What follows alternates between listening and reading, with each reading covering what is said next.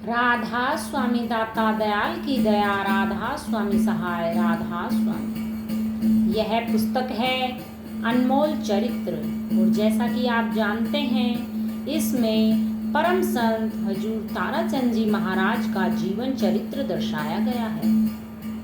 अभी तक हमने इस पुस्तक के 181 पेज आप लोगों तक पहुंचा दिए हैं। आज हम पढ़ने जा रहे हैं पेज नंबर 182 से। हरियाणा में तो एक बाल ब्रह्मचारी संत सतगुरु प्रकट हो चुका है। महाराज चरण सिंह जी की वाणी में, मेरे पास प्रताप बैठा है, यह सच्चा आदमी है। इसने पंजाब में जाकर महाराज चरण सिंह जी से नाम लिया। पहले इसने अपने बाप को गुरु माना, फिर पंजाब में नाम लेकर सत्संगी बना। फिर इसने मेरा सत्संग सुना तो यह बोला, मेरा तो आज ही भ्रम टूटा है और मुझे पता लग गया है कि हाँ, संत सद्गुरु है।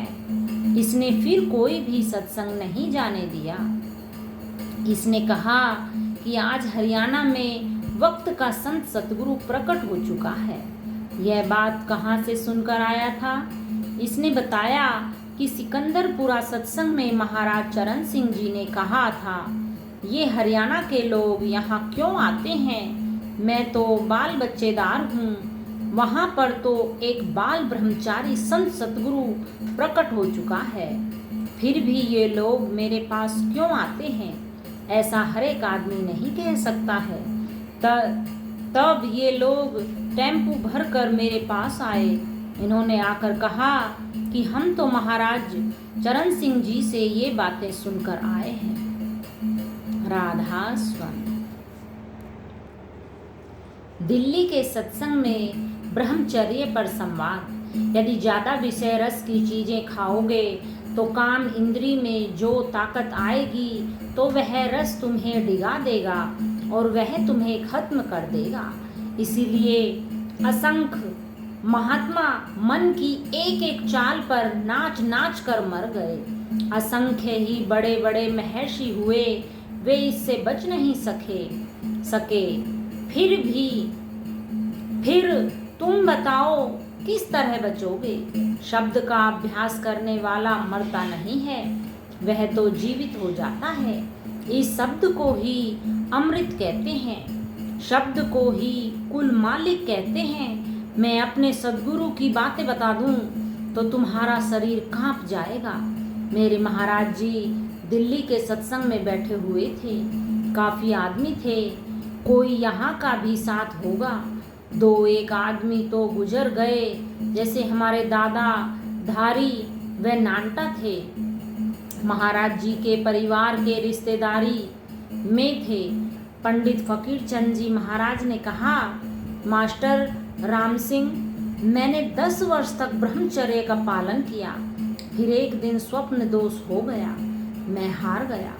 मेरे गुरु ने पंडित फकीर चंद जी से पूछा, जब आपने औलाद पैदा की उस वक्त आपके विचार कैसे थे?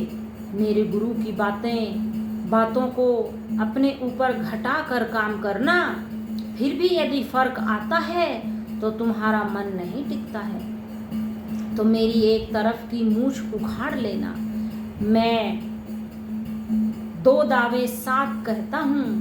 मेरे महाराज जी अरमान साहब पंडित फकीर चंद जी से पूछा, आपने कितना विषय भोग किया? उन्होंने बताया, मैं तो विषय भोग में पागल हो गया था। पहले मैं बीन का लहरा सुना करता था। जब मैं विषयों में गिर गया तो पता नहीं मेरा वह बीन का लहरा कहाँ गया।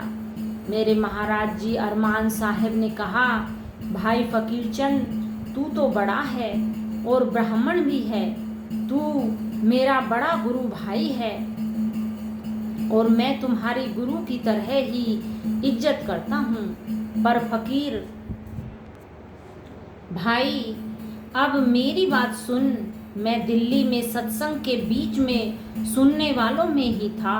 मेरे 6 बच्चे हैं, 2 लड़के गुजर गए हैं, एक 8वीं में पढ़ता था और एक 25 वर्ष का होकर गुजर गया है।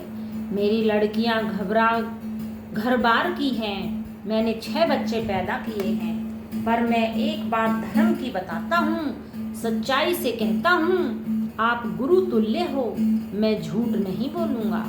मैंने ब्रह्मचर्य का भी पालन नहीं किया, पर मैंने अपने जीवन में मेरी धर्म पत्नी को सिर्फ बाहर रति दी और 6 बच्चे पैदा हुए। अब बोलो, क्या ब्रह्मचर्य का पालन नहीं किया?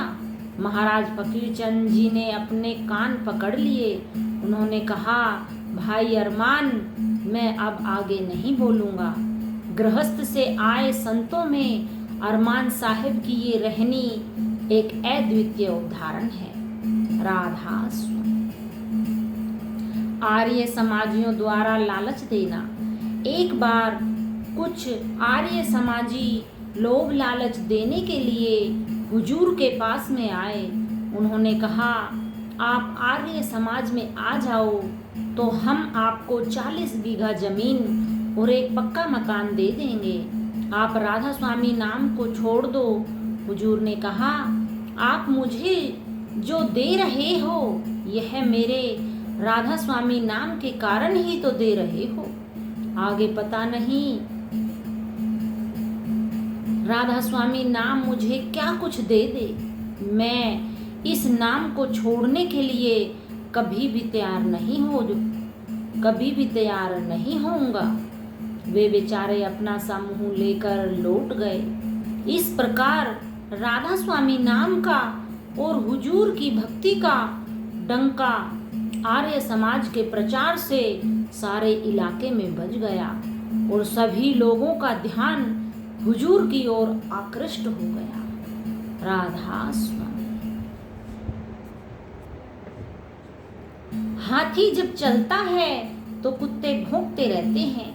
मुझे मेरे विरोधियों ने बहुत दबाया और मेरे बारे में बहुत कुछ कहा और मेरी बहुत बुराइयां की। ये महाराज जी कह रहे हैं। जिसको जुबान पर लाना उचित नहीं है, जिसमें बुराई होती है वही मारा जाता है। बिना बुराई के कोई मारा नहीं जाता है। सो अपने जीवन को पवित्र रखो और हाथी की तरह घूमते चलो। मैंने एक दोहा सुना था कि हस्ती चढ़िए ज्ञान की, सहज गलीचा डार, स्वान रूप संसार है, भोकन दे झकमार। ज्ञान के हस्ती पर यानी हाथी पर चढ़कर चलो। दुनिया तो पता नहीं क्या क्या कह देती है। आपने भी सुना होगा, जब हाथी चलता है तो कुत्ते भौंकते ही हैं। एक बार आर्य समाजियों का बागपुर में बड़ा भारी जलसा था। मैं वहां गया हुआ था। उनकी भी ऐसी अच्छी कथाएं आती हैं। उन्होंने कहा, भाई यह देश तो ऐसा है कि कोई किसी को खुश नहीं कर सकता है। उन्होंने गधे को ले जा रहे दादा पोते वाली कहानी भी सुनाई कि दुनिया को खुश करने के लिए गधा भी नदी में पड़ गया और दुनिया फिर भी खुश नहीं हुई। ये आपने भी सुनी होगी। उन्होंने तो अपने बारे में बताया था, पर मैं इस बात को अपने ऊपर ही घटाता हूँ कि कोई किसी को खुश नहीं कर सकता। राधा स्वामी। तुम्हारे कर्म अच्छे थे इसलिए यहाँ आए हो। यहाँ पर तो गुरुओं की कद्र नहीं है। मेरे पास एक पंजाबी आया।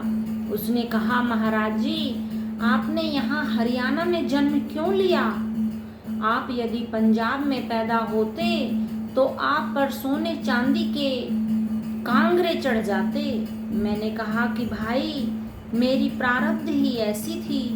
दूसरा भाई भी वहाँ बैठा था। उसने कहा कि हमारे कर्म अच्छे थे इसीलिए ही ये यहाँ आए हैं, क्योंकि जहाँ ज़्यादा भारी बीहड़ जंगल होता है उनको काटने के लिए वहाँ मजबूत आदमी को ही भेजा जाता है।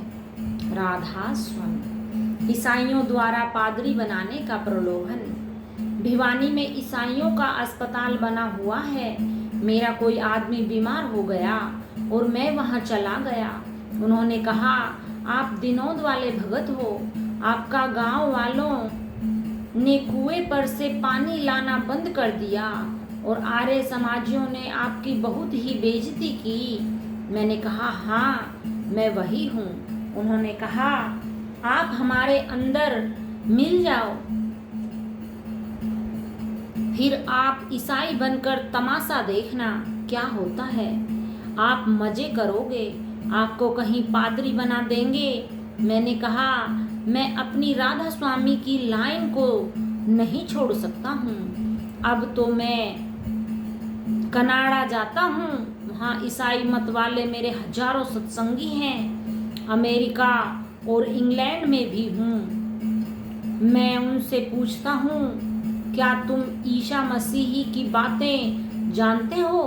ईसा मसीही ने मुर्दों को जीवित किया, किसी को सचखंड में पहुंचाया। मैंने उन्हें समझाया, तुम सचखंड के मार्ग को समझो, राधा स्वामी धाम की बातें सुनो। उनकी पुस्तक में लिखा है, जो शब्द की निंदा करता है उसको मेरा पिता नहीं बख्शेगा। वही शब्द स्वरूपी राधा स्वामी दयाल ही सबका करता धरता है, सो मैं इसको कभी छोड़ नहीं सकता हूँ। राधा स्वामी नाम तो उस लाइन का नाम है जो सचखंड से आगे ले जाती है। यह लाइन राधा स्वामी धाम में ले जाती है। मैंने उनकी ये सब बातें सुनी तो मैंने उनसे कहा कि मुझे एक बात याद आ गई है। यह बात मैंने आपको कई बार बताई भी है कि हुजूर महाराज दूसरे सद्गुरु राय सालिग्राम जी महाराज अपने बुजुर्गों का नाम लेते बेझिझक होती है, पर ऐसे संतों का नाम लेने से, ऐसे गुरुमुखों का नाम लेने से कोटि कोटि जन्मों के पाप कट जाते हैं। सालिग्राम जी महाराज एक वह गुरुमुख थे कि आज उनकी गुरुमुखता को सारी दुनिया नतमस्तक होकर मानती है।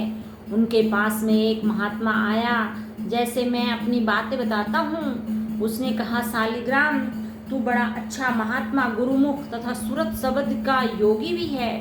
यदि मेरा एक काम तुम कर लो तो मैं अपने शिष्यों को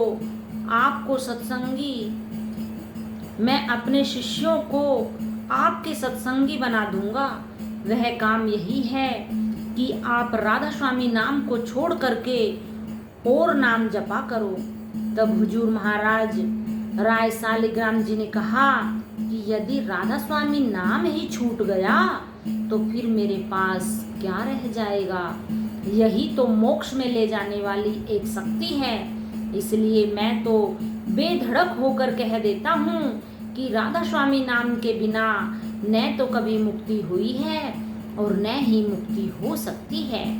तो राधा स्वामी नाम वह चीज है, वह शक्ति है, जैसे जिस भंडार से बिजली की धार निकलती है और वही उसकी धार यहाँ उतर कर सारी दुनिया को रोशनी देती है।